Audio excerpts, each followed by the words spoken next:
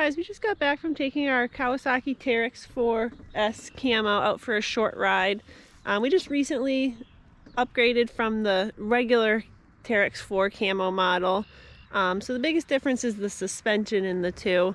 So we tried to get, while we were out, a little bit of footage of how the new suspension works. And then we put it on the forks to show you a flexion test with it. So before this we had the regular Teryx4 Camo model, and we can take a walk over there and I'll show you that one in a minute and why we upgraded to the new one. So we have the 4-seater.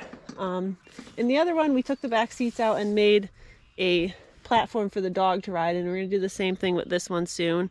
But with everything going on, we haven't really gotten much of a chance to actually drive it yet. So we just took it for a short ride tonight. All right, so let's take a walk over and I will show you our 2020 regular Camo model and why we upgraded to this. So this is what's left of our 2020 Kawasaki Teryx4 Camo. So it didn't burn up on its own. It was stored in our barn when we had a barn fire.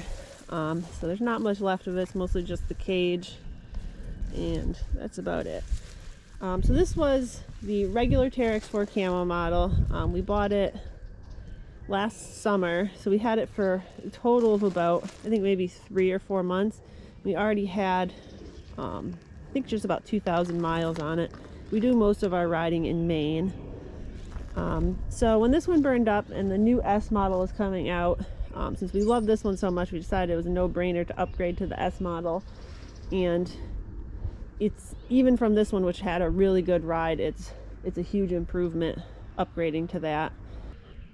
Hopefully if you're interested in an S model Teryx, this video will give you an up-close view of the suspension in use. We were glad to get out and get a little bit of a ride in on it. We haven't been able to use it much yet, other than just around the farm. But thank you for watching. Please like and subscribe, and we'll see you next time.